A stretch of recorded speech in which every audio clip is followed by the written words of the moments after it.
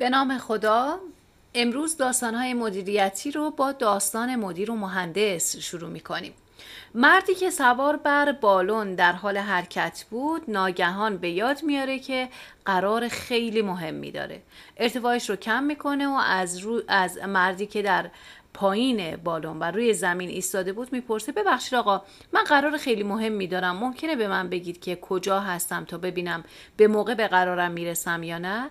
مرد روی زمین گفت بله، شما در ارتفاع حدوداً 6 متری در طول جغرافیایی فلان و عرض جغرافیایی فلان هستید.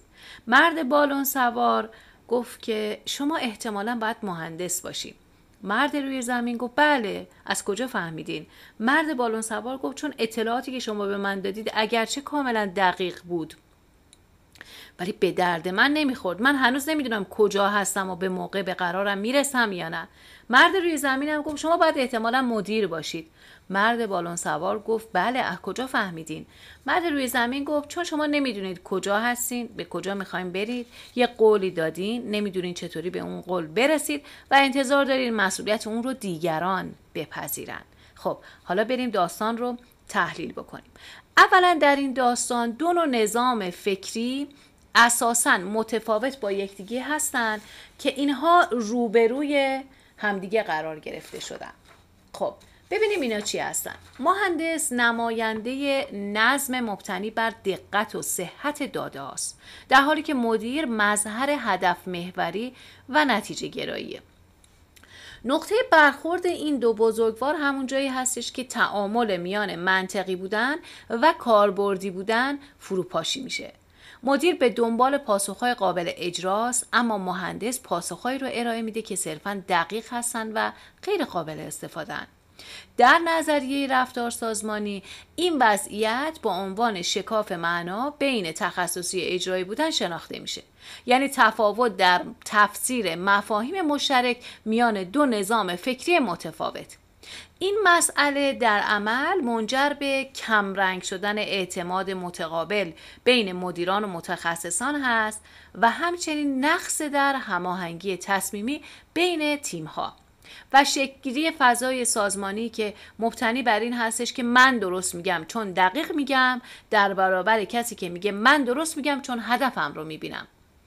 از دیدگاه منابع انسانی داستان داره پرده از ضعف مدیریت ارتباط بین حوزه‌های مختلف رو هم میرسونه ها. در سازمان‌های بالغ HR یا همون منابع انسانی وظیفه داره مسیر انتقال دانش فنی به تصمیم گیران رو ساختاریش بکنه تا خروجی‌های فنی رو به زبان مدیریتی چیکار کنه؟ قابل فهم انجام بده و ترجمه و تفسیر بکنه. هر وقت منابع انسانی در اجرای سیاست ادغام نقش‌ها ناکام بمونه، دو تا پدیده پدیدار میشه. یکی این که مدیران تصمیم گیر داریم بدون داده واقعی که اینا میان با شهود عمل میکنن. بعدی کارشناسان داده محوری هستن که بدون دید هدف محور که نتیجه ساز نیستن. در واقع این داستان هشدار میده که وظیفه منابع انسانی صرفاً گزینش نیروهای متخصص نیست، بلکه باید توان درک و ترجمه بین کارکردی رو تقویت بکنه. قابلیتی که سازمان رو از دوگانه مدیر گم شده و مهندس نارسای ارتباطی رها میکنه. در واقع تصمیم هر دو شخصیت درگیر رو درگیری چی میکنه؟ نوعی عقلانیت محدود میکنه. مدیر بالون سوار دارای یک هدف روشن، رسیدن به قراری که داره، ولی ابزار و مسیر تصمیم رو نمیشناسه. مهندسی که ابزار شناخت دقیق رو داره ولی هدف رو بی ارتباط با داده های خودش میبینه. پس این تضاد نماد دو تا سبک تصمیم گیری خیلی مهمه. یک، ما تصمیم گیری هدف محور و شهودی داریم که مدیره. یه نوع تصمیم گیری داده محور و تحلیلی بدون چشم انداز داریم که مهندسه. در سازمان‌های کارآمد این دو تا رویکرد با همدیگه در چارچوب تصمیم گیری ترکیبی اینا همگرا میشن، وگرنه خروجی اطلاعات دقیقی هست بدون اقدام یا اقدامات سریعی هست بدون اطلاعات. رفتار هر دو شخصیتی که گفتیم البته چند تا خطای شناختی تصمیم گیری رو هم داشته. یکی سوگیری تخصص گرایی بوده. مهندس باور داره که حقیقت فقط همون چیزی هستش که در داده های علمی میتونه ببینه.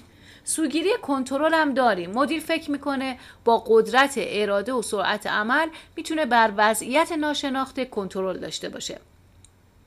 ما سوگیری فرافکنی مسئولیت هم داریم. مدیر مسئولیت اشتباه جهتگیری خودش رو به فرد دیگری که همون مهندسه منتقل میکنه و به نظر من سوگیری ارتباطی هم هست که خیلی مهمه. هر دوتا فرض کردن که دیگری باید با زبان خودش سخن بگه، نه با زبان مشترک سازمانی.